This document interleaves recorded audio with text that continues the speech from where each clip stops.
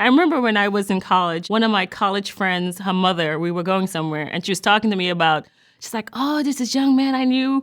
I remember he went to college, and he was working on Wall Street. She's like, and I saw him the other day, and he was homeless. And that was when I was about 18.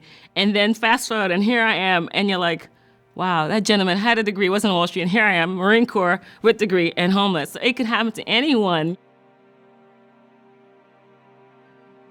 At that time, I was pretty young. I was just kind of like living above my means with a small child.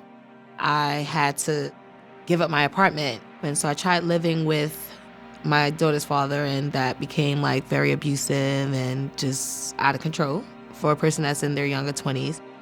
At that point, I was just getting tired of arguing and fighting and always having a bruise on my arm or my shoulder or on my face. It was very exhausting. I was accepted to a job in the Carpenters Union. I had a very promising career as a young man. And one night, I went into a store to buy tokens. There was an argument in the store. The store owner pulled out a gun and he was shooting at somebody, and he shot me in the head. And that's how I became blind in my right eye. So I suffer from PTSD.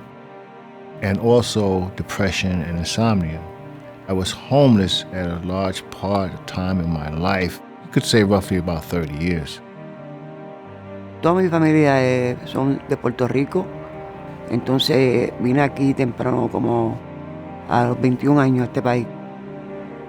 Y de ahí a los 21 años pues creía que iba a encontrar una cosa grande en mi vida, y lo que hice fue me introduje más y más y más en la droga.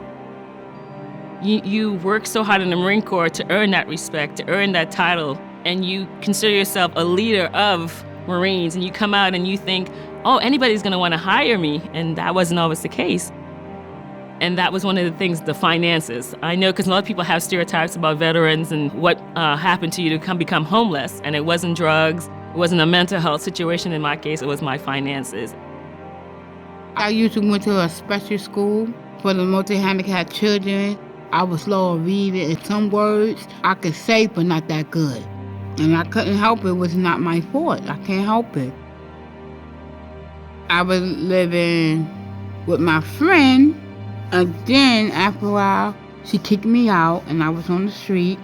It didn't feel right, because when you're in the street, you don't know what could come by and hit you. Somebody could shoot you. You know what I'm saying? Somebody could go drive by you and hit you. Either way, you could die like that. It was always like, I can't believe I'm doing this. I can't believe I'm doing this. I went from having a permanent house, my own space, to living in a car and having to be able to find a place that was safe to park the car. I could not function. I could not think straight. So there were periods of time that I actually just slept in parks, train stations, on top of buildings and projects. I slept in machine rooms. I've done just about slept anywhere I could. Empecé a dormir en los carros, que no, a mí no me interesaba nada. Me pegué debajo de un puente, encontré un matre en la calle, lo puse una mesa, puse como si tuviera un apartamento, como si fuera un penthouse. Ese es el engaño de la droga. Me sentí cómodo.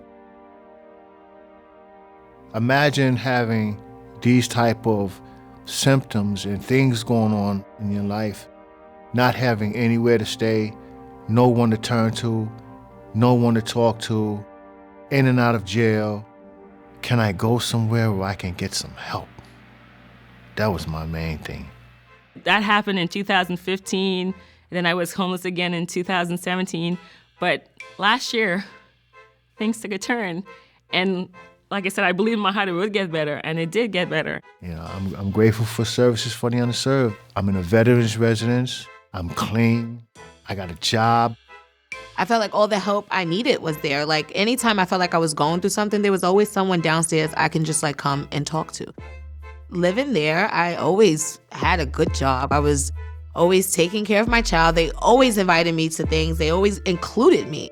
We are a community. We love each other. We help each other out. We depend on each other. I love SUS. I love it. before I came here, I was in Long Island. When I was there, people used to, tease me and stuff. I didn't like it. It was not acceptable for me. So that's why I moved on. I said I come to SUS. SUS will never put me down. I never say bad things about me. They will help me. They want to see me down. When you go from living in your car, maybe some people living in shelters or street, to have your own place, it means the world to you. It means the world to you. You feel human again. Una persona llena de odio, eso es horrible. Cuando esa consejera me tocó la puerta, que me dijo, yo le puedo conseguir un apartamento. La alegría fue más grande en mi corazón. La mente mía empezó a cambiar. De la forma que ella me trató, fue una cosa impactante en mi vida. Oh my goodness, I felt like I can't even find words to express it. I wanted to cry. I slept on the floor. I didn't have a mattress. I didn't care.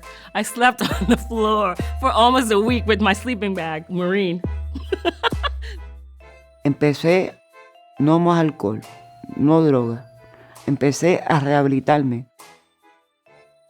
La agencia me ayudó a mantenerme mi mente ocupada.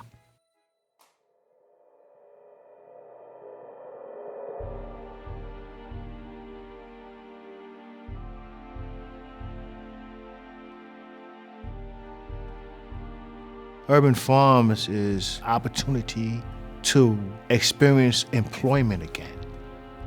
A part of SUS that helps feed and beautify. We grow food, plants. Because there are a lot of guys who may have been homeless and now may have an independent living situation, but they may not have ever eaten kale. Well, we grow kale. And it's free. I work for SUS as a veteran peer navigator. When I was going through my process, I don't think I met anyone who actually had been homeless. Now when I talk to veterans who come in our program, I can say, I've been there. I know it's a very humbling experience for you all. I know you don't want to ask for help, but don't be afraid to ask for help. Or, hey, let me tell you about this resource out there. You know you can get free furniture at this place, or do you know you can get food at this place? And just being able to talk to them like that, because it makes a difference. It really does make a difference. Porque tengo apoyo de la agencia, tengo apoyo de mi madre y tengo apoyo de mi pastor. Y tengo apoyo de la sociedad que me rodea porque le estoy dando el ejemplo y el amor que la agencia me dio. Ese amor que yo tengo que dar a la gente que está destruida en la calle. My apartment's my home. Like, I love to even say I can go home. No matter where I am in the world, I can always say, I can't wait till I get home. So that feeling is always amazing. Yeah, and I'm actually helping people move and seeing their face when they finally move into their place. And it's like, oh my goodness, to be part of SUS is such an honor and a privilege for me. Life is new to me.